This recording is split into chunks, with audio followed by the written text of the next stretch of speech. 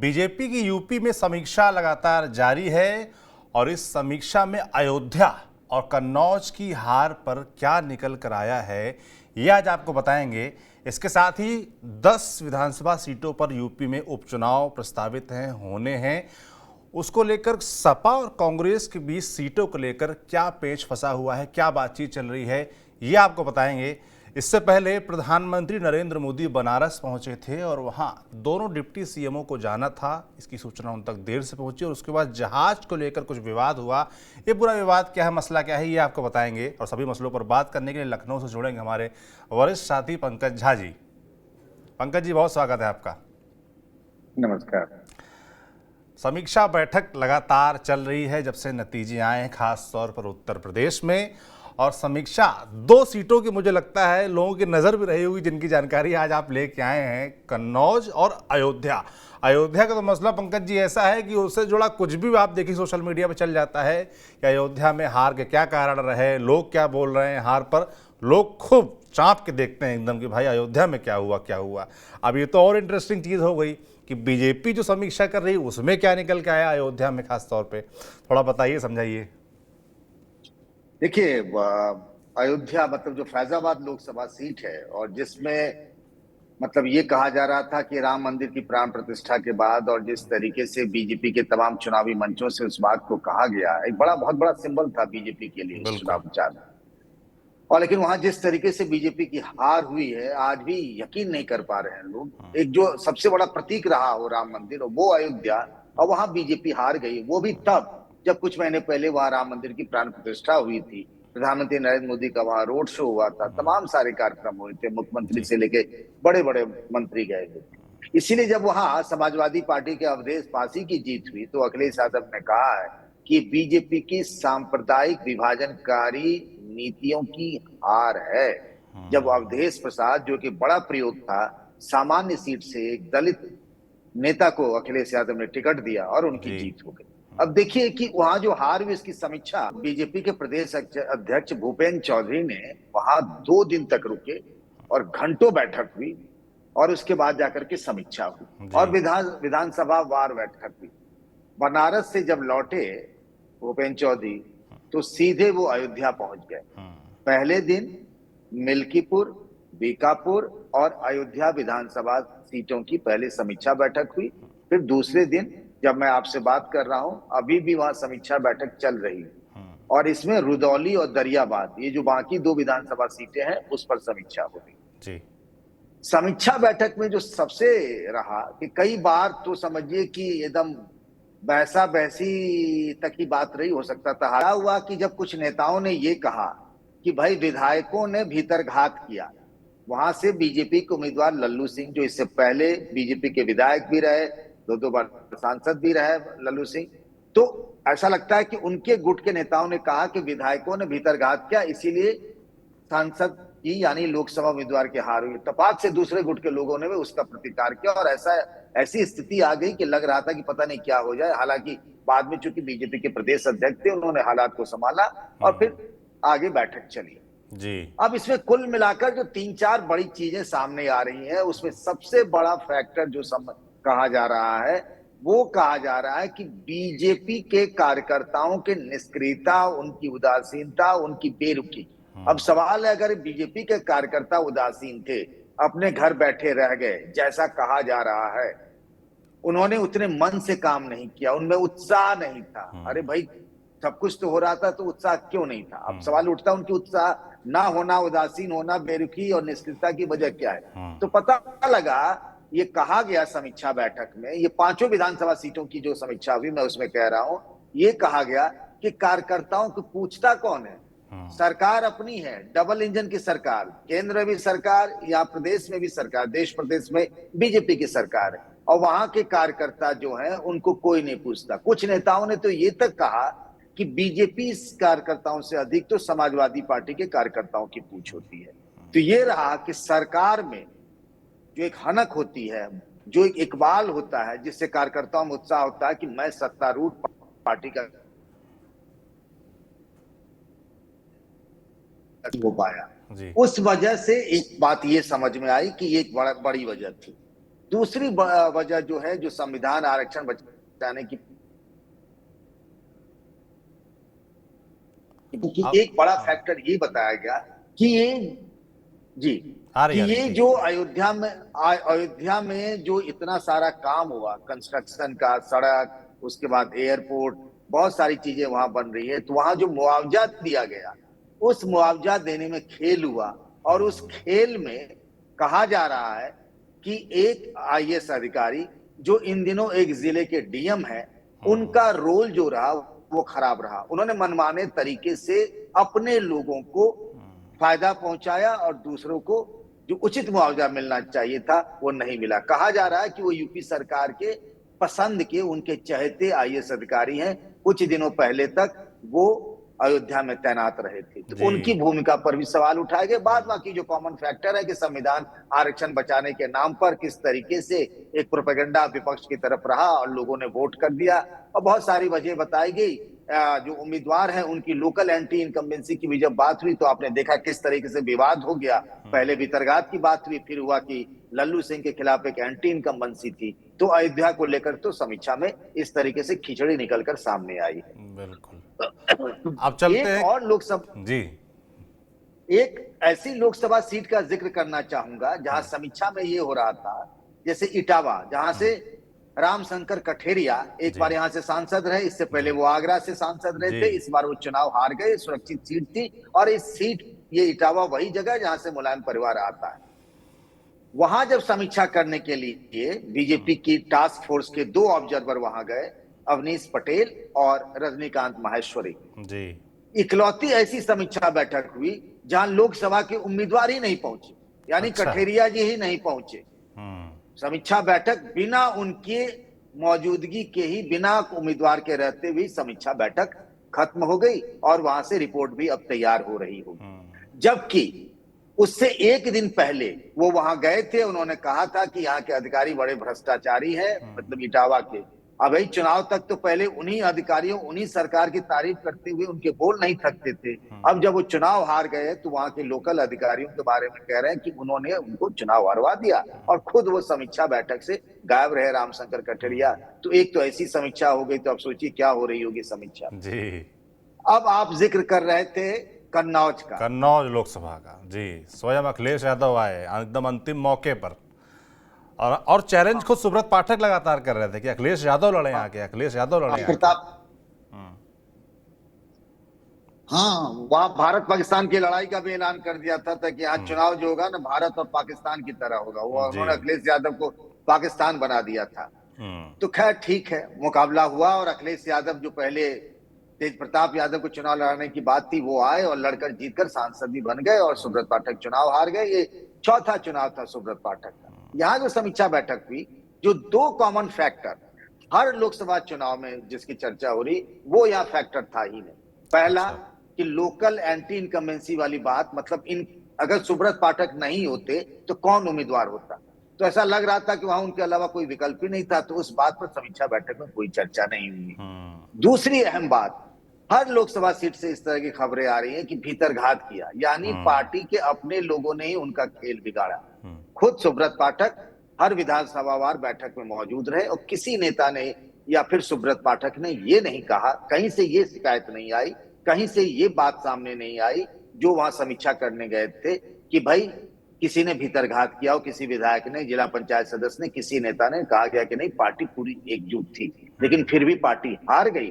तो हार गई तो उसकी वजह भी वही बताई गई कि यहाँ के डीएम एसपी जो थे वो समाजवादी पार्टी के एजेंट हो गए थे। अच्छा। यहाँ की सरकार हमारी नहीं सुन रही थी, उन्होंने हमारे कार्यकर्ताओं का मान सम्मान नहीं रखा। मतलब यहाँ फैजाबाद से थोड़ा फर्क ये था, वहां भीतरघात की बात सामने आई थी, उम्मीदवार के लोकल एंटी इनकम्बेंसी की बात थी, पर यहाँ ये सारी चीजें नहीं आई। लेकिन बाद बाकी सारे फैक्टर वही कॉमन रहे। अभी भी समीक्षा बैठक कई जगहों पे चल रही है।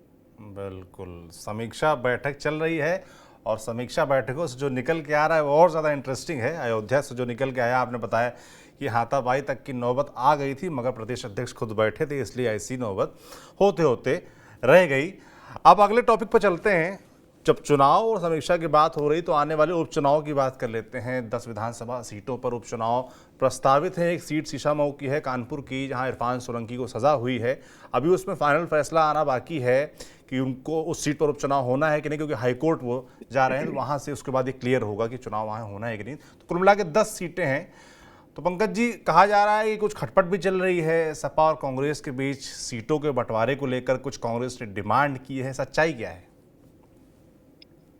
देखिए, यूपी कांग्रेस के जो अध्यक्ष है ना, अजय राय, वो आजकल एक गाना गा रहे हैं, आज मैं ऊपर आसमान नीचे वाला जो गाना था। जी और मैं खुद देख के आ रहा हूं, मतलब गाना, मतलब गा नहीं रहे, भाव कुछ उनका ऐसा ही है। जी जी। मतलब वो आजकल एकदम उड़ रहे हैं, फ्लाइंग मोड में। जी। और आजकल उनके बयान भी बड़ी चर्चा रहे हैं। जो भी मीडिया वाला आता है तो एक बात कहते हैं कि वो चैलेंज करते हैं प्रधानमंत्री नरेंद्र मोदी को कि मोदी जी, अगर आप में हिम्मत है तो एक बार इस्तीफा दे दीजिए, चुनाव लड़ लीजिए, बनारस से हम आपको हरा देंगे। भाई, अभी मगर तो ये चुनाव कितना कब अद्भुत हुआ? अजीब सा दावा है कि अभी चुनाव हुए और आप मतलब कह रहे हैं कोई एक बार फिर से कोई इस्तीफा। भाई भाई कोई क्यों इस्तीफा दे देगा? हाँ। मतलब कोई मतलब नहीं है। लेकिन मैंने कहा ना कि आज मैं ऊपर आसमान नीचे वाला हाल है, हम्म। कि कुछ देर के लिए प्रधानमंत्री पिछड़ गए थे वहां काउंटिंग के समय में। हम्म। तो वो कह रहे हैं कि हमने तो हरा ही दिया। वो अपने को वाराणसी का चुना हुआ सांसद ही मानकर चल रहे हैं, उनके रुख से ऐसा लग रहा है। जी। कल गया था वहां, राहुल गांधी का जन्मदिन था, और उस राहुल गांधी तो खुद यहाँ नहीं थे, पर जन्मदिन तो सब जगह मनाया गया उनका। बर्थडे जी। केक भी काटा, खाया कहीं के कार्यकर्ताओं ने, नेताओं ने। तो मूड उनका बड़ा, जोश उनका जो है ना, बड़ा हाई है। हम्म। वो भूल गए हैं कि समाजवादी पार्टी, इसी समाजवादी पार्टी के साथ एक बार गठबंधन पहले भी हुआ था 2017 में। यही दो लड़के थे, लेकिन तब कुछ हुआ नहीं था। लेकिन बदली हुई परिस्थितियों में इंडिया गठबंधन ने यहाँ बहुत शानदार प्रदर्शन किया, इसमें कोई दो राय बिल्कुल। नहीं। लेकिन ये होना भी चाहिए कि आपको अपने ग्राउंड पर रहना चाहिए, और सबसे बड़ी बात कि गठबंधन धर्म का पालन करना चाहिए। और मैं बार बार एक मुहावरा कहता हूं कि ताली जो है ना, ये दोनों हाथ से बजती है। अगर अखिलेश यादव दोस्ती निभा रहे हैं और लंबे समय से निभाते आ रहे हैं, तो आपको भी उसको उसी तरीके से रेसिप्रोकेट करना चाहिए। अब ये बात रही कि उपचुनाव को लेकर के, जो 10 सीटों पर उपचुनाव हो सकते हैं, इसमें से किसी पर भी अगर आप देखें दावे के हिसाब से, तो कांग्रेस का दावा तकनीकी आधार पर नहीं बनता है, क्योंकि वहां उनका वैसा प्रदर्शन नहीं रहा उन विधानसभा सीटों पर। अब पिछले कई चुनाव से उठा के, अब कांग्रेस की क्या स्थिति है किसी से छिपी तो है नहीं। पिछले बिल्कुल। विधानसभा चुनाव में 2 सीटें मिली थी, कितना वोट शेयर था? 6.5 के करीब था। इस बार उनका 9.5 बढ़ गया है। तो लेकिन वो दावा कर रहे हैं कि इस 10 में से 3 यानी 1/3 सीटें उनको मिलनी चाहिए। देखिए, अखिलेश यादव ने तो ये तक किया पिछले लोकसभा चुनाव में कि अपनी पार्टी का नेता उज्जवल रमन सिंह को प्रयागराज से कांग्रेस को दे दिया कि भाई आप इनको लड़ा लो अपने कोटे से, क्योंकि इस हिसाब से समीकरण ठीक बैठेगा। तो कांग्रेस को भी चाहिए कि उसी हिसाब से दोस्ती निभानी चाहिए। जैसे कल राहुल गांधी ने अखिलेश यादव के जन्मदिन को जो ट्वीट किया था, उसका जवाब राहुल गांधी ने उसी गर्मजोशी से दिया। लेकिन कांग्रेस यहाँ 3 सीट मांग रही है, तीनों पश्चिम से। और जैसे कि एक सीट तो गाजियाबाद की बात कही जा रही है, एक वो जो बीजेपी के विधायक थे, सांसद बन गए हाथरस से, जी। वो एक और सीट वो पश्चिमी यूपी से मांग रहे हैं। लेकिन मुझे लगता है कि ये एक दबाव की रणनीति के तहत किया जा रहा है। अभी कोई ग्राउंड पे तो मतलब टेबल पे तो दोनों पार्टियों के नेताओं के बीच बातचीत हुई नहीं है। जी। अखिलेश यादव अभी देश में है भी नहीं, वो बाहर गए हैं, लौट कर आएंगे जब उपचुनाव की तारीखों की घोषणा होगी, उसके बाद बातचीत की जाएगी। और बातचीत भी जो होगी तो कोई यूपी के कांग्रेस के नेता तो तय नहीं करेंगे भाई, ये दो नेता आपस में बैठ के वहां के सेंटर के जो होंगे कांग्रेस के नेता और अखिलेश यादव, जिसको अधिकृत कर ले और वो खुद बात कर ले, उसके बाद तय होगा। पर मुझे लगता नहीं है कि कांग्रेस ने जो 3 सीट की डिमांड की है, उस 3 सीट पर अखिलेश यादव मान जाएंगे या तैयार होंगे। लेकिन हाँ, ये है कि दोनों ही गठबंधन में है और दोनों ही पार्टियों की तरफ से कहा जा रहा है कि हमको अभी लंबा चलना है। लंबा इसीलिए चलना है कि ये प्रयोग बहुत सक्सेसफुल रहा है, तो कोई भी नहीं चाहेगा कि इस प्रयोग को डिरेल करे, ना तो कांग्रेस की तरफ से, ना ही समाजवादी पार्टी की तरफ से। लेकिन हाँ, ये जो जुबानी तीर छोड़े जाते हैं, उसको भी थोड़ा सा संभाल के रखना चाहिए। इतनी जल्द खर्च करना भी उचित नहीं है, मुझे लगता है। बिल्कुल बिल्कुल।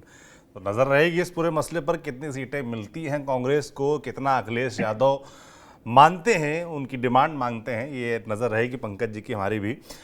अगले टॉपिक पे चलते हैं पंकज जी। हाल में ही प्रधानमंत्री नरेंद्र मोदी बनारस पहुंचे, भव्य कार्यक्रम हुआ, उस पूरे दौरे को खूब कवर किया गया। मगर एक खबर अब ये भी है कि दोनों डिप्टी सीएम वहां पहुंचना था, मंच पे उनकी जगह थी, इसकी उनको जानकारी नहीं थी। फिर विमान को लेकर भी कुछ विवाद हुआ, क्या है पूरा ये मामला?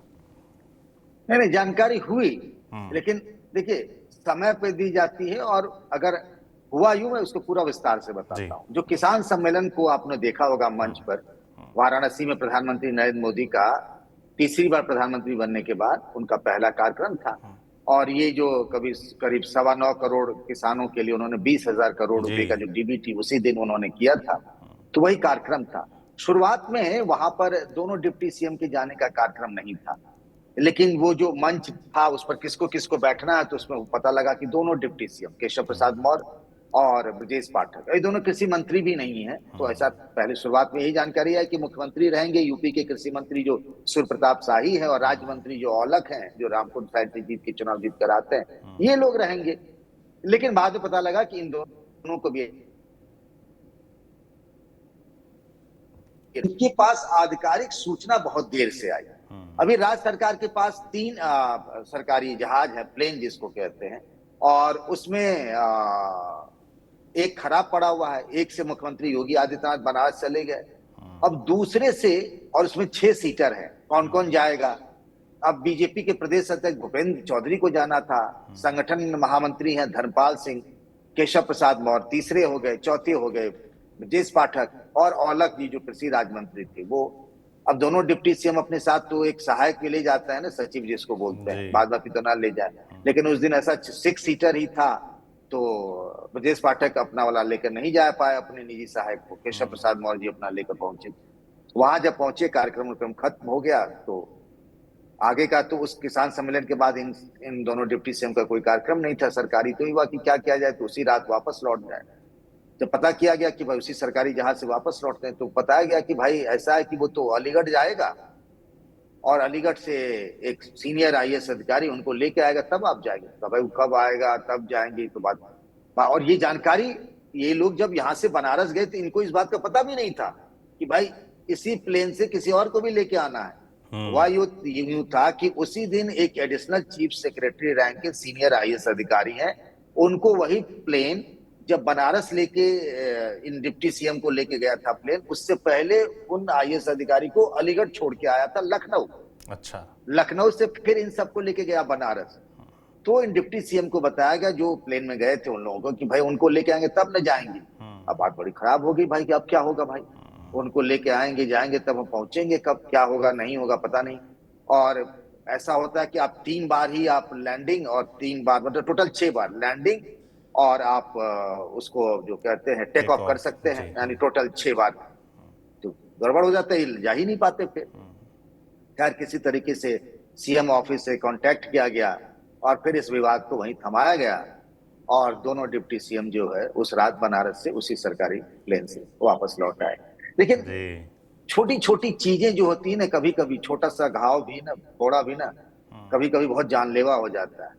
अब ये आपस में समन्वय और सूचनाओं का आदान प्रदान और पूरा सिस्टम बना रहता, तो शायद ये नौबत ही ना आती कि इस तरीके के विवाद बढ़ते। हालांकि विवाद हो नहीं पाए, उससे पहले वो चीजें ठीक हो गई। बिल्कुल। तमाम जो खींचतान की खबरें जब से नतीजे आए पंकज जी, तब से लगातार ये खींचतान की खबरें चल रही हैं, कथित तौर पर कि खींचतान चल रहा है, पार्टी संगठन सरकार। इसको एक तरीके से ये भी कहा जा रहा है, एक नेता ने कहा हमें कि भाई अगर ये बीजेपी के प्रदर्शन, अगर सीटें यूपी में हाफ ना हो जाती तो शायद उन लोगों की सुनी भी ना जाती। वो प्लेन जो है वो अधिकारी को ही लेने के लिए चला जाता। मतलब उन्होंने कमेंट एक कटाक्ष किया, हाँ कटाक्ष किया। बीजेपी के एक नेता हैं, बीजेपी ऑफिस में जब बैठे थे तो उन्होंने कहा कि ये स्थिति होती, तो ये हाल है। बिल्कुल। तो वो तस्वीर भी बड़ी चर्चा में रहेगी जब प्रधानमंत्री जब मंच पे थे, तो तब सीएम, दोनों डिप्टी सीएम, प्रदेश अध्यक्ष, सभी जो यूपी का पूरा नेतृत्व है वो साथ दिखा। उससे पहले खींचतान खबरें चल रही थी, तो एक मैसेज देने का भी काम कर रही थी वो तस्वीर, मगर पर्दे के पीछे काफ़ी कुछ होता है और वो हम आप तक, दर्शकों तक लाते रहते हैं। पंकज जी बहुत बहुत धन्यवाद आपका। बाकी यूपी से, राजनीति से जुड़े ऐसे तमाम मसले लगातार हम आप तक पहुँचाते रहेंगे। आप देखते रहिए TV9 डिजिटल। शुक्रिया।